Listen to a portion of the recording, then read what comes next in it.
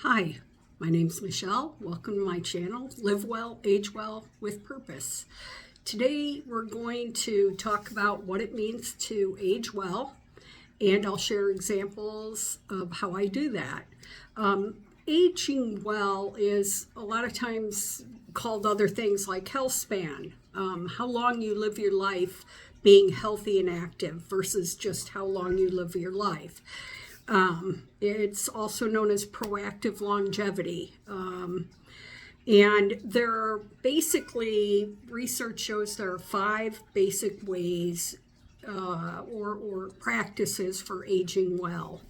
The first one is physical activity, and that includes aerobic activity like walking, running, cycling, swimming, strength training, which can be resistance bands, weightlifting, also balance and flexibility activities.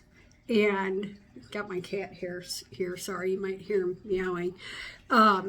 And for balance and flexibility, common practices would be yoga or strength training. Sorry, not strength training, yoga or Pilates, Tai Chi, that's another one. And another physical activity that is really important, but a lot of times seems to be left out, is sleeping, getting the 7 to 9 hours of sleep a night. That's really important. So I have a Fitbit. I track my activity with my Fitbit and my sleep too. And I walk. I try to do the 10,000 steps thing, and a lot of days I do. But I also do strength training and yoga, and I do road cycling in the warmer months. And sometimes I don't get in the 10,000 steps if I'm riding the bike. It's kind of hard to get both in one day. But yeah, I do all that, and they help tremendously. A second practice for aging well is healthy nutrition. And we all grew up with the food pyramid and learning what foods were important and what to avoid. And basically what it comes down to is fruits and vegetables, lean proteins, calcium-rich dairy. Those are the foods to go for. And also limiting your sugar and preservatives. I have a sweet tooth, and limiting sugar can be hard for me. I work at it. My goal is one sweet treat a week, and sometimes I do it, and other times don't do as well. But that is my goal. And also I work hard on the eating food with as few preservatives as possible. This is a hard one because, if you eat something that's organic, it's a processed food. It's been sprayed with something that altered its initial substance, in effect. So the goal for me is to avoid as many highly processed foods as possible. Highly processed foods are the ones where when you look at the label, there's ingredients that you can't make and you can't buy. That's processed. And yeah, trying to keep those to a minimum. A third practice for aging well is social connection. And a big part of that is forming deep social bonds. That means with your family, your close friends. I try to foster togetherness in our family. We try to do it once a month, a family dinner that I host, and we get together and we're able to spend time physically. We all happen to live in the same city, so that helps. But we try to stay close, and it means a lot to me to be able to spend time with my family and my friends. The a top predictor of longevity is your social connections. The more you have, the more likely you are to live longer. We're seeing a lot of research out there of people that don't have those connections, and they get sick and they die earlier, or become disabled. There are just numerous benefits from social connection, including lower mortality, which I just mentioned, lower inflammation, which means that your aging slows down, immune support, so you have lower stress, and the activities related to connection cause you to produce, hormones that are good for you and help with longevity and help lower stress. Also, your deep connections basically help your cognitive health. And people with those strong connections are 50% less likely to get dementia. Some of the ways that I foster connection is by being in clubs and groups. I have a lot of different interests, and I know there are people out there who feel their spouse is their best friend, but for me, I've never felt that one person in my world can satisfy all my social needs. If that works for you, that's good. But for me, it doesn't work. So I try to have multi-age friends. I have friends that are, 20, 30 years younger than me. I do things with my kids, and their friends are always welcome to join us, and I think they consider me their friend. And I'm in some clubs. One club I'm in, I've been in this one for over 20 years. It's a book club. Started at my place of work. We started out reading workbooks, and then we decided that was boring, and we switched over to reading for pleasure, and we've been doing that for a while. We meet through Zoom now, but we also have some face-to-face activities. Another club that I'm part of, it's not really a club, but I'm on a trivia team. We do both music trivia nights and regular trivia nights, and keeps your brain sharp, but also keeps me in contact with other people. We have places here where I live with lots of trivia nights, so you can go have dinner, be with your friends, and play trivia. I'm also in a music club where we meet once a month and share music, listen to music by sharing it based on a theme. We generally watch YouTube, and everyone gets a turn to play a song. We go around, several times, and we also keep track of what's been played. And we also have some activities where we go to music shows together. And I feel like I always have a group to hit up. If I want to go see some live music, I can ask this group, does anyone want to go with me? Which is wonderful. I also do some hiking. I found a hiking group on Facebook and join that group occasionally. Sometimes I just hike with friends and family, but that group is always there for some socialization. So those are the ways that there's the cat. Those are the ways that I try to increase my social connection. And I mentioned that I didn't go into it much, but people of all age groups, I know people whose friends are all the same age as they are. And I've seen it with older relatives. As they get older, their friends start dying off, and then they have no one. And that's a good reason to have lots of friends of different ages.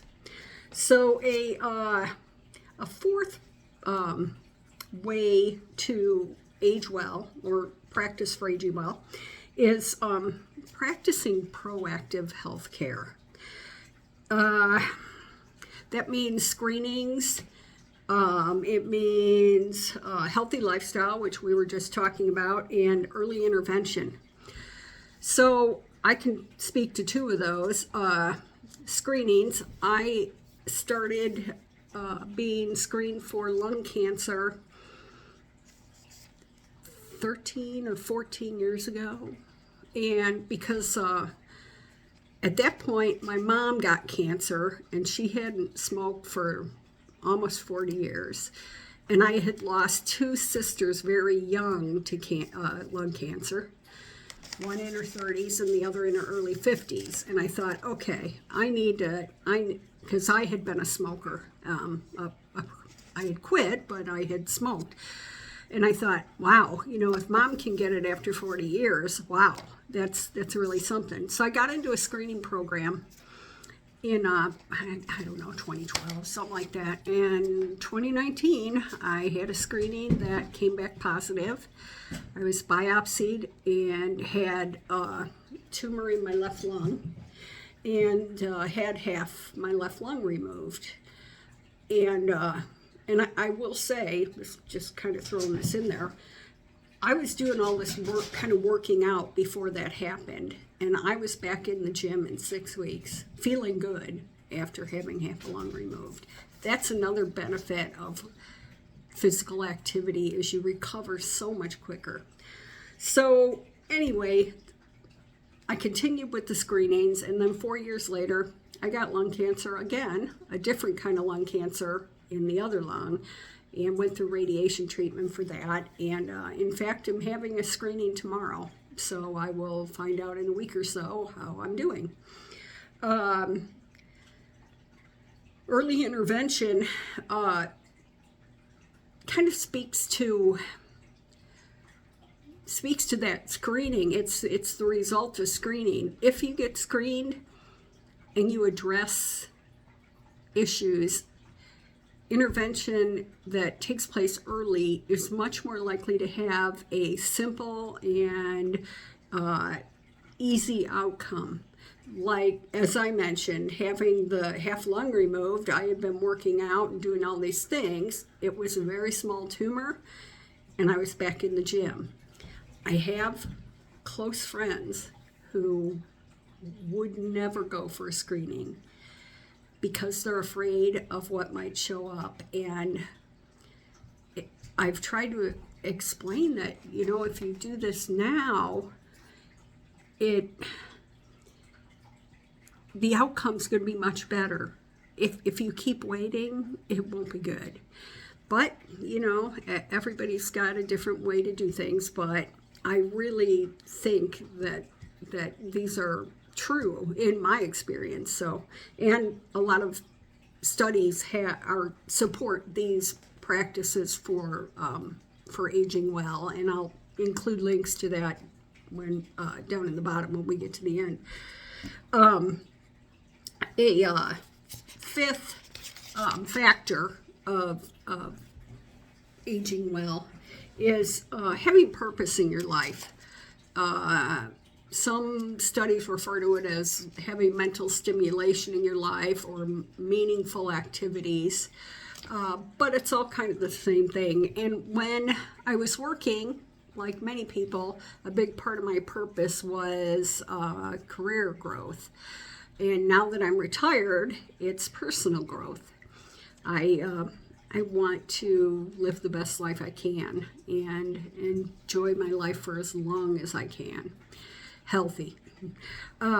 So one way that people live with purpose is through volunteering or being of service to others, which is a wonderful thing.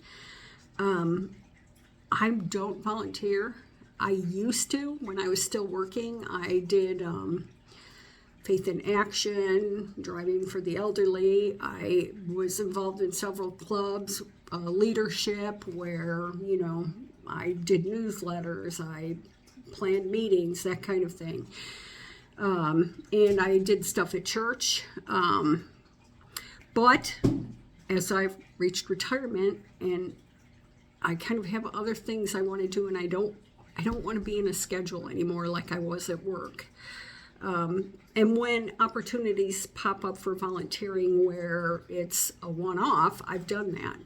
And I'm okay with that. I just don't want to be on a schedule. But for many people, volunteering is the perfect activity for purpose. Another way we often have purpose in later life is through creativity. Some of us start pursuing artistic endeavors. And I do a little bit of that, but I'm not very good at it. I enjoy it, but I'm not the best. But I do, one of my creative outlets is gardening. I do a lot of flower gardening and landscaping around my home, and I'm always changing things up, trying to move things around, make things more beautiful. I like my yard to feel like an oasis, and I think I do pretty well, but I'm always trying to improve. I mean, pursuant to that, I've dug post holes and put in fences. I've put in pathways, with pavers. Boy, quite a lot of things. Anyway, that's my creative outlet. Another way that people often have purpose is what they call legacy building. It's passing things on to the family, not just your things, but your knowledge, family history, that kind of thing. In my previous video, I talked a little bit about that and mentioned that I'm kind of the family historian on both my mom and dad's sides of the family. And started doing genealogy back in the 80s, and have a ton of family pictures that I'm still sorting through and finding a place for. And I love it, but at the same time, I'm kind of reaching an age where I'm ready to have someone else start to take over, someone that I could work with in the family on it. I don't have any takers yet. It would be nice if I did. A fifth way that people have purpose is hobbies. And there's a million hobbies out there, and hobby groups that you can find online, conventions that you can go to pursuant to your hobby. Some of my hobbies include reading, gardening. I mentioned music, and I love listening to music, but I also love live music. I like to go to live shows, festivals. I'm up for all that, even though I'm old. I love to ride my road bike in the summer. It's this year my goal. I want to do another, I haven't done it in a few years, a 50-mile ride. I'm hoping for that. Hiking, gosh, I have a lot of hobbies, so I know there's more. I just can't think of them. But yeah, there's tons of hobbies out there, and with the internet, you can look up how to do so many things. It's so helpful. Another way that people have purpose is through spirituality, whether it be through their church or through their daily practices, meditation, it's gives people a sense of peace and a sense of community. So that's a great outlet. Basically, though, those have been researched a lot. I'm going to include a link to the National Institute on Aging. They are kind of National Institute on Aging says it all, but they have a lot of information on aging well. And they have links to many, many studies that have been done to show how these practices benefit you or anyone who does them. I'm also going to include a link to some other helpful sites. One is ageist.com. I've been a big fan for years, and basically Ageist champions the vitality and influence and contributions of the plus 50 group. And as part of that is the live well, and age well, so that you can enjoy your life for as long as possible. I don't know if I'll at least list the title of the book, The Great Age Reboot. It was written by Mike Roizen, Dr. Mike Roizen, and a bunch of other people. And they covered aging, how people used to age, how they're aging now, what's changing, and how quickly it's changing. And then ways to support your aging so that you can age well. And I highly recommend that. And so I'll include links to those. Please like and subscribe. And if you have any comments, I'd love to hear what you think. And if you have any ideas, have a great week or two. I'm not sure when I'll come out next, if it'll be next week or the week after. But enjoy yourself and live well and age well.